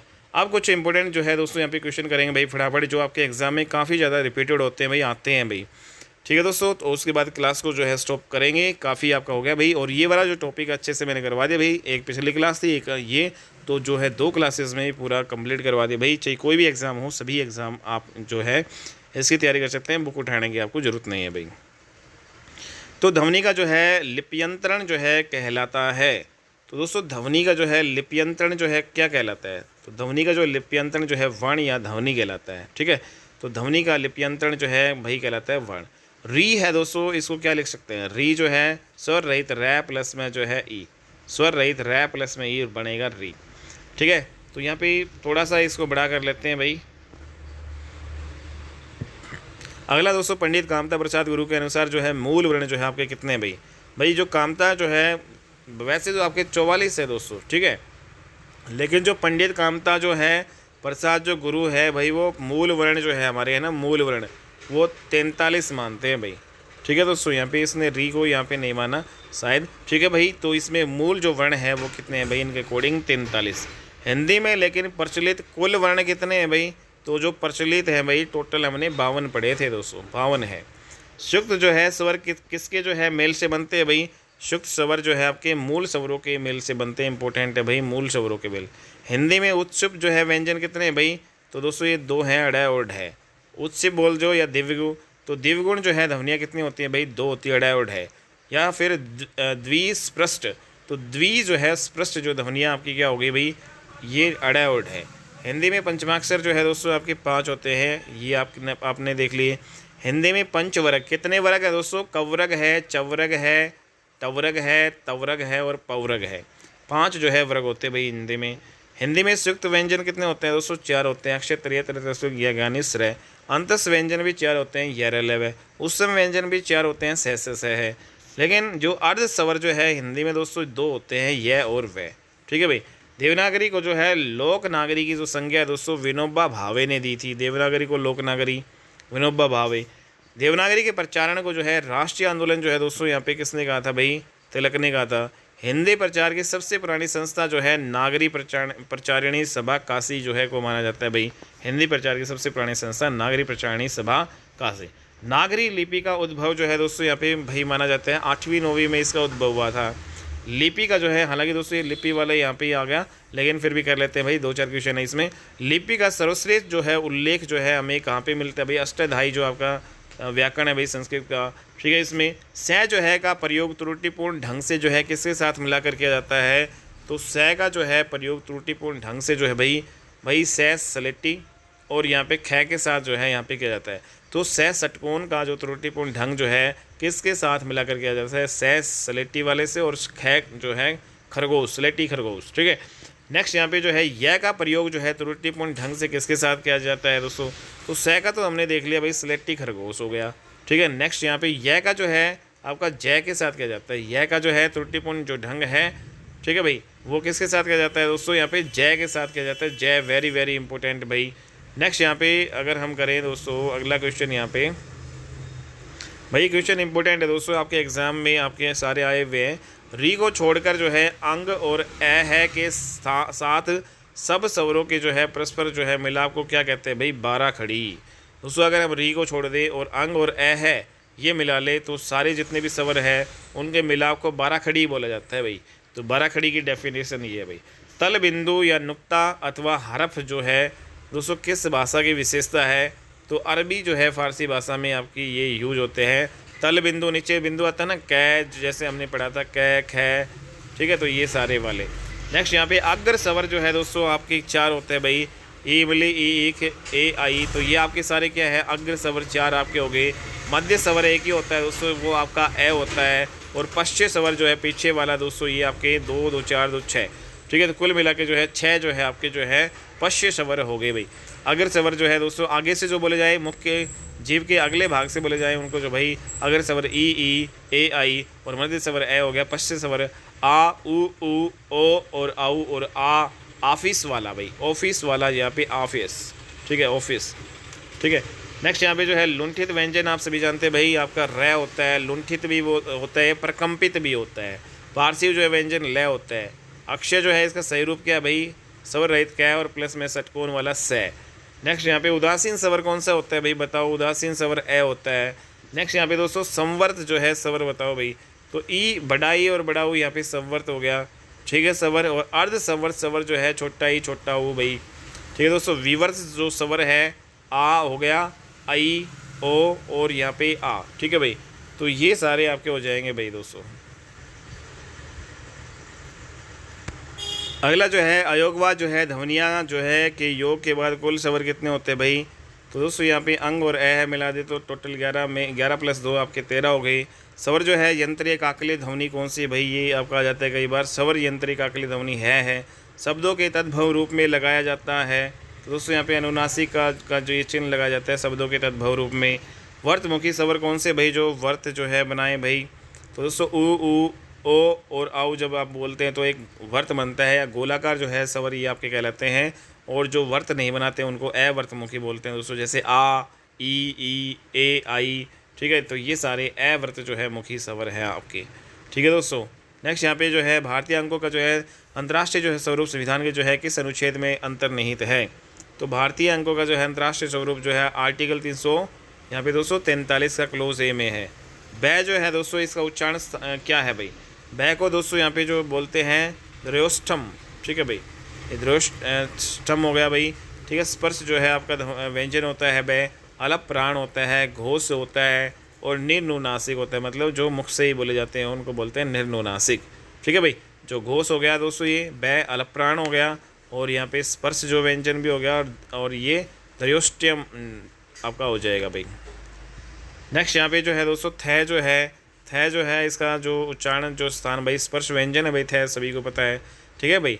और यहाँ पे जो है धन है तो दंत्य व्यंजन हो गया दोस्तों। अलप प्राण है या महाप्राण जो है ये महाप्राण है। ए घोष है या स घोष है, तैथ है तो दोस्तों पहला दूसरा यहाँ पे तैथ है तो ये आपका ए घोष होता है, ठीक है। ऐसे ही जो भय है दोस्तों आपका ये आपका क्या हो जाएगा भाई, स्पर्श व्यंजन हो गया भाई, ठीक है दोस्तों। पै फै बै भै मैं तो ये ओठ से बोला जाएगा तो ओष्ठ्य व्यंजन हो गया। तो अलप प्राण है या महाप्राण है दोस्तों, तो यहाँ पे अलप प्राण और महाप्राण, तो अलप प्राण महाप्राण में जो है आपका क्या होता है 24 महाप्राण होते हैं। अलप प्राण क्या होता है दोस्तों यहाँ पे 135, ठीक है। तो बताओ भाई क्या पै फै बै भै, ठीक है, पै फै बै भै, तो भै जो है चौथे नंबर पे आ रहा है तो मतलब ये आपका महाप्राण हो जाएगा। जो घोष है या ए घोष है दोस्तों, ठीक है, तो यहाँ पे ये घोष है तो घोष ध्वनियाँ कौन सी होती है भाई, तो घोष ध्वनियाँ जो है दोस्तों आपकी होती है भाई तीसरी, चौथी, पाँचवीं, तो ये चौथे नंबर पे आ रहा है ना भाई, तो दोस्तों चौथे नंबर पे घोष हो जाएगा, स्पर्श व्यंजन है। तो इस प्रकार से भाई आप ये सारी यहाँ पे कर सकते हो। कंठ्य वर्ण जो है कौन से भाई, ये सबसे इंपॉर्टेंट है दोस्तों यहाँ पे कंठ्य वर्ण। कंठ्य वर्ण जो कंठ से बोले जाते हैं भाई, पहले स्वर की बात करते हैं भाई। स्वर जो है कौन से बोले जाएंगे भाई, जो कंठ से भाई ए अनार हो गया, ए आ और ए है तो भाई ये कंठ जो है का यूज हो रहा है। और दोस्तों यहाँ पे जो आपका उस समय व्यंजन में जो से है आता है वो भी क्या है आपका कंठ्य वर्ण है। इसके अलावा दोस्तों कै गए घड़ है तो बोले ही जाएंगे भाई कवरग वाले कंठ्य व्यंजन। तालु से कौन से बोले जाएगा, ए अनार आ आम, उसके बाद में ई इमली ई खाएगी दोस्तों, ये जो है कंठ के बाद फिर नेक्स्ट आपका तालु है। ए आ के बाद में नेक्स्ट आपका ई इमली ई ईख है, तो ये आपके तालु से बोले जाएंगे। चेचर का छतरी जय जग जय झंडा और यह खाली आपके तालु हो जाएंगे। और दोस्तों अंतस्थ व्यंजन में जो यह, ठीक है, और जो उसम व्यंजन का जो सलगम वाला तालु से बोला जाएगा।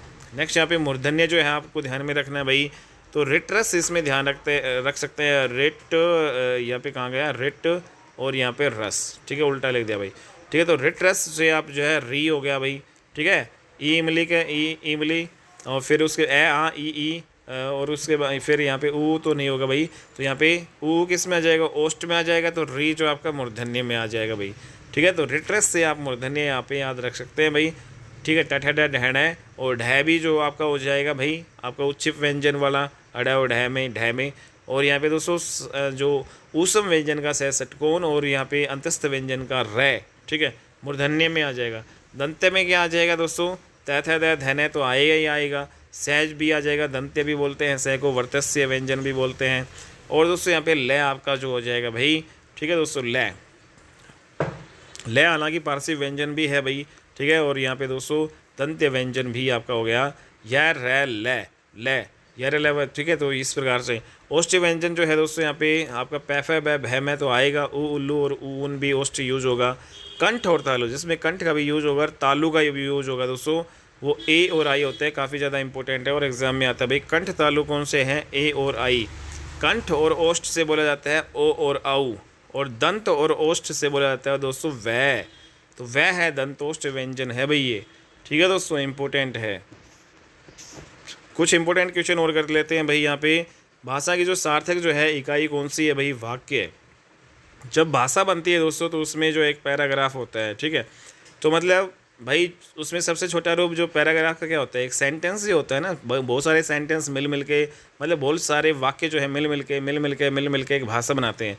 तो सबसे छोटा रूप जो है वाक्य, इसमें भाषा का पूछा है, ना कि दोस्तों इसमें और किसी का पूछा है, ठीक है। तो भाषा का पूछा है, तो भाषा की बात करेंगे तो सबसे छोटा रूप उसका या सार्थक इकाई, भाषा की सार्थक इकाई जो है आपकी भाई, भाषा की सार्थक इकाई पूछा है ठीक है। तो सार्थक इकाई यहाँ पे वाक्य होगा। तो ये कन्फ्यूजन कर देता है कई बार, जैसे वाक्य से छोटी इकाई कौन सी है। तो जैसे हमने एक सेंटेंस बनाया दोस्तों, ठीक है। तो सेंटेंस का जो छोटा रूप क्या होता है भाई, उपवाक्य है, ठीक है। जैसे फॉर एग्जाम्पल, जैसे राम जो है खाता है ताकि वह जीवित रह सके, तो राम खाता है ये उपवाक्य होगा, ताकि वह जीवित रह सके ये भी उपवाक्य होगा। मतलब छोटे छोटे वाक्य जो है जब जोड़ के एक पूरा वाक्य बनाते हैं उसको उपवाक्य कहेंगे भाई। उपवाक्य से भी फिर छोटी इकाई क्या होती है भाई दोस्तों, यहाँ पे पदबंध होते हैं, ठीक है। क्या होते हैं भाई, उपवाक्य से छोटी इकाई जो है वो क्या होते हैं, पद, ठीक है। तो यहाँ पे पद आपके होते हैं, दो या दो से शब्दों के मेल को हम यहाँ पे कहेंगे, ठीक है दोस्तों। यहाँ पे उसके बाद में पदबंध से भी जो छोटी इकाई है वो क्या होता है आपकी, पदबंध से छोटी इकाई पद होती है। और पद है उसको दोस्तों हम क्या कहेंगे, शब्द कह सकते हैं, ठीक है। तो पदबंध से छोटी इकाई शब्द होती है या पद होती है। और पद से या शब्द से छोटी इकाई आपकी कौन सी है, पद या शब्द से छोटी इकाई आपकी, जैसे भाई आम क्या हो गया, एक शब्द हो गया भाई, ठीक है। तो ये शब्द हो गया या पद हो गया, ये पद भी हम कह देंगे भाई एक पद। तो पद से छोटी इकाई फिर क्या होगी दोस्तों, फिर जैसे आ प्लस में मैं, तो ये आपके क्या बनेंगे, अक्षर बनेंगे। आ अक्षर है, मैं अक्षर है, तो अक्षर, ठीक है। तो ये ध्यान रखना भाई, पद से छोटी इकाई या शब्द से छोटी इकाई आपका कौन सी भाई, अक्षर है। लेकिन दोस्तों अक्षर से भी छोटी इकाई अगर आ जाए तो भाई बताओ क्या होगी, अक्षर से छोटी इकाई आपका वर्ण या ध्वनि होते हैं। जैसे हम बोल रहे हैं दोस्तों, ठीक है, तो ये आपका ध्वनि या वर्ण हो गए, ठीक है। और जैसे हमने इसको लिख दिया तो दोस्तों ये हमारा अक्षर बन गया, ठीक है। तो इस प्रकार से आप याद रख सकते हो भाई। व्यंजन और स्वर के संयुक्त रूप को क्या कहते हैं बताओ। तो व्यंजन और स्वर जो आपस में मिलेंगे दोस्तों उसको क्या कहेंगे, तो उसको क्या कहते हैं भाई, व्यंजन और स्वर के तो व्यंजन और स्वर के संयुक्त रूप को क्या कहते हैं। तो यहाँ पे दोस्तों बताओ, इसमें 3 ऑप्शन है, बताओ क्या कहेंगे। व्यंजन और स्वर जो आपस में मिलेंगे तो वो क्या बनाएंगे, क्या वो वर्ण बनाएंगे दोस्तों, ठीक है। तो दोस्तों यहाँ पे हमने देखा कि वर्ण और ध्वनि तो हमारे मुख से उच्चारित होती है, ठीक है। लेकिन जो हमने लिख दिया वो आपका क्या होता है भाई, अक्षर। जैसे ये सारे ए आ ई ये सारे अक्षर है भाई, ठीक है दोस्तों। तो यहाँ पे जो व्यंजन और जो स्वर जो है के मेल से दोस्तों यहाँ पे क्या बनेंगे, अक्षर बनेंगे। जैसे कै हो गया, अक्षर हो गया, ठीक है, कै जमा में ए, ठीक है। तो इसमें अक्षर होगा ये वेरी वेरी इंपॉर्टेंट क्वेश्चन दोस्तों। यहाँ एक से अधिक वर्णों के मेल को बताओ क्या कहेंगे दोस्तों। बहुत सारे वर्ण जो आपके मिल जाएंगे तो अक्षर बनेगा। जैसे हमने मुख से वर्ण या ध्वनि जो है दोस्तों हमने बोली, तो बहुत सारी जो है ध्वनि बोल दी, तो आपस में जब हम उनको जोड़ देंगे तो वो आपका एक अक्षर बन जाएगा, अक्षर। तो वेरी वेरी इंपॉर्टेंट क्वेश्चन है दोस्तों ये, ठीक है। इन पर कन्फ्यूजन जो है काफ़ी होती है, तो इसमें जो गलत होने की संभावना है अपने ध्यान से करना। हिंदी में ध्वनियाँ जो है कितने प्रकार की होती है बताओ भाई। तो ध्वनियाँ दोस्तों 2 प्रकार की है, स्वर और व्यंजन, ठीक है। अगला जो क्वेश्चन है यहाँ पे हम पढ़ते हैं भाई, भाषा की सार्थक लघुत्तम इकाई बताओ भाई। तो दोस्तों यहाँ पे पिछले क्वेश्चन में हमारा क्या था, भाषा की जो है मतलब इकाई पूछी थी उसमें, ठीक है भाई। और इसमें क्या है भाई, भाषा की सार्थक जो है लघुत्तम इकाई, इसमें लघुत्तम वर्ड आ गया। भाषा की सार्थक इकाई तो आपका क्या होगा दोस्तों, यहाँ पे वाक्य हमने किया था पिछले क्वेश्चन में। क्या किया था भाई, वाक्य किया था, वाक्य। सिर्फ उसमें ये था भाषा की सार्थक इकाई बताओ भाई। तो भाई भाषा की सार्थक इकाई क्या होगी भाई, बहुत सारे सेंटेंस मिल के बनेंगे, तो उसमें वाक्य था। लेकिन इस क्वेश्चन में भाषा की सार्थक लघुत्तम इकाई, ठीक है भाई। तो सबसे जो है लघुत्तम इकाई भाई, भाषा जो है जब हमें कोई भाषा बनानी है तो उसको यहाँ पे सेंटेंस तो होगा ही होगा, लेकिन इसमें लघुत्तम सेंटेंस से भी छोटा रूप हो जाएगा भाई, मतलब वाक्य से भी जो है छोटा रूप आपका ये हो जाएगा भाई, ठीक है। तो वाक्य से छोटा रूप फिर क्या होगा, शब्द जो है मिल के आपके क्या बनेंगे, वाक्य बनेंगे। तो मतलब फिर आपका शब्द आएगा दोस्तों इसमें आंसर, ठीक है। तो ये ध्यान से करना, आपको वर्ण नहीं आएगा, अर्थ तो है ही नहीं, मात्रा भी नहीं आएगा, दोनों मतलब वर्ण मत कर देना यहाँ पे, ठीक है। तो भाषा की जो है सार्थक, भाषा पूछा है इसमें, और सार्थक लघुत्तम इकाई, ठीक है। तो दोनों यहाँ पे डिफरेंस बता दिया भाई। तो नेक्स्ट यहाँ पे लिपि चिन्हों के क्रमबद्ध समूह को वर्णमाला कहते हैं। शब्द की सबसे छोटी इकाई, हाँ यहाँ पे देखो वो पिछला क्वेश्चन था, भाषा की लघुत्तम जो है दोस्तों इकाई हमने क्या किया था यहाँ पे पिछले क्वेश्चन शब्द था, ठीक है। तो यहाँ पे बताओ भाई आप, शब्द की जो है भाई, शब्द जैसे मैंने शब्द लिख दिया, जैसे दोस्तों यहाँ पे मैंने आम लिख दिया, ये शब्द हो गया, तो इसकी छोटी इकाई क्या होगी भाई बताओ आप। तो इसमें जो है दोस्तों क्या स्वर होगा, तो स्वर व्यंजन तो होगा नहीं, अयोगवा भी नहीं होगा, तो एक ही चीज़ बची ध्वनि या वर्ण, ठीक है। तो शब्द की जो है छोटी इकाई ध्वनि या वर्ण आपका हो जाएगा भाई। ठीक है दोस्तों, कौन सा मूल जो है दीर्घ स्वर आपका नहीं है? तो भाई जो है मूल दीर्घ स्वर आपका नहीं है, मूल जो है यहाँ पे बताना है। तो इसमें जो है दोस्तों आ, बड़ी ई, बड़ा ऊ, तो दीर्घ स्वर की बात की गई है, लेकिन जो मूल वाले की बात की गई है, जो मूल है तो दोस्तों ओ है, ये आपका बाद में मतलब ये मिल के बनता है, तो इसमें ओ इज़ द राइट आंसर। दीर्घ स्वर कौन सा है दोस्तों यहाँ पे बताओ भाई? तो दीर्घ स्वर इसमें बताओ कौन सा है, ए, आई, ओ या आ है? तो यहाँ पे जो दीर्घ स्वर की जो बात करेंगे तो यहाँ पे दोस्तों आपका आ है, वो क्या है भाई? दीर्घ स्वर है। तो ह्रस्व स्वर कौन से होते हैं? ए, उ, ई और री। छोटी ए, छोटा यहाँ पे छोटा ऊ और छोटी ई और री, ये आपके ह्रस्व स्वर होते हैं। ठीक है दोस्तों, यहाँ पे दीर्घ स्वर यहाँ पे बाकी आपके दीर्घ ही होते हैं, बाकी जो 11 टोटल बच गए। लेकिन दोस्तों यहाँ पे मूल वाला यहाँ पे पूछा है भाई। ठीक है, तो यहाँ पे आ फिर आ जाएगा। ठीक है, तो ये ध्यान रखना। मध्य स्वर क्या है भाई? सभी जानते हैं ए होता है। बड़ा ऊ है, किस प्रकार का स्वर है? पश्य जो है संवृत जो है आपका हो जाएगा भाई। पश्य जो है बड़ा ऊ कहाँ से बोला जाएगा? पीछे से बोला जाएगा, जीभ के पिछले भाग से, और संवर्त आपका होता है भाई। अग्र जो है ए वर्ताकार और संवर्त स्वर, तो ऐसा कौन सा है भाई? तो दोस्तों यहाँ पे आगे से बोले जाते हैं भाई, इसमें जो आपका ई इमली जो है वो आएगा। ये 4 ऑप्शन है, 1 2 3 4, 4 ऑप्शन में से आपका ऑप्शन नंबर जो है ई, ये ई वाला जो है सही है भाई। तो जो ई है दोस्तों वो अग्र भी है, ए वर्ताकार भी है, और संवर्त जो है स्वर भी है। ठीक है, तो वर्त भी नहीं बना रहा, अग्र स्वर बोलता है, आगे से बोलते हैं, और संवर्त जो स्वर। मात्रा जो है स्वर को क्या कहते हैं भाई? तो दोस्तों मात्रा स्वर को जो है ग्रेफीम कहते हैं या समरूप कहते हैं। नेक्स्ट यहाँ पे कौन से जो है शब्द में अनुनासिकता है? तो दोस्तों यहाँ पे संभव, संभावना, ठीक है, संभावित या संभालना। संभालना, तो इसको हम कह सकते हैं संभालना। ठीक है भाई, तो यहाँ पे अनुनासिक यहाँ पे है, बाकी किसी में नहीं है भाई, संभालना। नेक्स्ट यहाँ पे कौन से शब्द में अनुनासिकता है? सेम वही क्वेश्चन आ गया भाई। कदम्ब या कंगन, कंटीला या फिर कंठाग्र। तो उसमें जो है यहाँ पे संभालना में अनुनासिक यहाँ पे दोस्तों जो आपका संभालना, संभालना। ठीक है भाई, ऐसे लिखेंगे इसको। तो यहाँ पे चंद्रबिंदु, तो सेम वही प्रोसेस है। यहाँ पे कंटीला है, उसमें अनुनासिक है। ठीक है, नेक्स्ट यहाँ पे अर्धविवर्त स्वर कौन से है भाई? अर्धविवर्त यहाँ पे दोस्तों ये है। इन 4 ऑप्शन है, 1 2 3 4, चारों में कौन सा अर्धविवर्त है? तो अर्धविवर्त जो आपका आई जो है वो अर्धविवर्त है। स्वर ध्वनि के प्रकार कौन से हैं भाई? दोस्तों तीनों ही है, ह्रस्व, दीर्घ और प्लुत, तीनों है, तीनों इज द राइट आंसर। कौन सा जो है स्वर कंठ जो है तालु से बोला जाता है? दोस्तों यहाँ पे जो 4 ऑप्शन है भाई, 4 ऑप्शन में भाई कंठ और तालु से ए और आई बोले जाते हैं, कंठ तालु से, तो लास्ट वाला सही है भाई, बाकी ये गलत है। नेक्स्ट यहाँ पे जो है ए और आई का उच्चारण जो स्थान क्या है दोस्तों? कंठ और तालु। इंपॉर्टेंट है भाई, ये एग्जाम में काफ़ी बार पूछते हैं। मात्रा के आधार पर स्वर कितने टाइप के होते हैं दोस्तों? 3। ठीक है, ह्रस्व, दीर्घ और प्लुत। नेक्स्ट यहाँ पे जिनकी ध्वनि केवल मुख से निकलती है उन्हें क्या कहते हैं दोस्तों? निर्नुनासिक। ठीक है, और जिसकी नाक और जो है मुख से दोनों से निकलती है उसको अनुनासिक यहाँ पे हम बोलते हैं भाई। ठीक है दोस्तों, कुछ क्वेश्चन और कर लेते हैं भाई फटाफट। हिंदी की कंठ जो है ध्वनि कौन सी है भाई बताओ? 4 ऑप्शन है, तो है जो है दोस्तों वो कंठ ध्वनि है, बाकी ये कंठ ध्वनि नहीं है। आ और है, और दोस्तों यहाँ पे विसर्ग, ये क्या है? आ भी कंठ से बोलते हैं, है भी कंठ से, और विसर्ग ए है, ये भी कंठ वर्ण है दोस्तों। यहाँ पे स जो है ध्वनि का उच्चारण स्थान आपको बताना है भाई। स सलगम वाला जो है, तो ये उच्चारण स्थान आपका क्या होता है भाई? स सलगम वाला तालु होता है दोस्तों, वेरी वेरी इंपॉर्टेंट। ठीक है, तालु। ठीक है, नेक्स्ट यहाँ पे स षटकोण वाला फिर मूर्धा हो जाएगा दोस्तों, ये मूर्धा से बोला जाएगा षटकोण। स सलेटी बोला जाएगा दोस्तों यहाँ पे दंत्य से, तो वेरी वेरी इंपॉर्टेंट। अगला जो है यहाँ पे छोटी ई, बड्डी ई, च चरगा, छ छतरी, जय जय और ये सारे जो है दोस्तों तालु से बोले जाते हैं, तालु से। ठीक है, यह का उच्चारण स्थान बताओ भाई, ये भी तालु से बोला जाता है भाई। ठीक है, अंतस्थ व्यंजन में दोस्तों यहाँ पे यह र ल व, तो जो यह है वो तालु से बोला जाता है।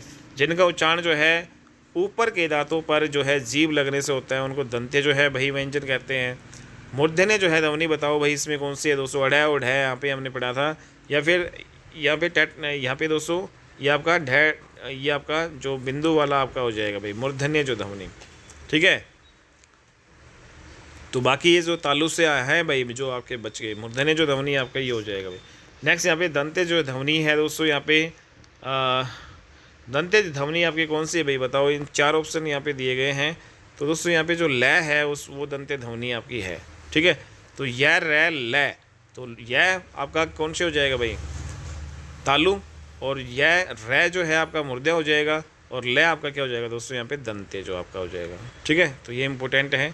नेक्स्ट यहाँ पे बै जो है ध्वनि, बै पैफ है बै, तो दोस्तों यहाँ पे ओष्ठ वाली ध्वनि।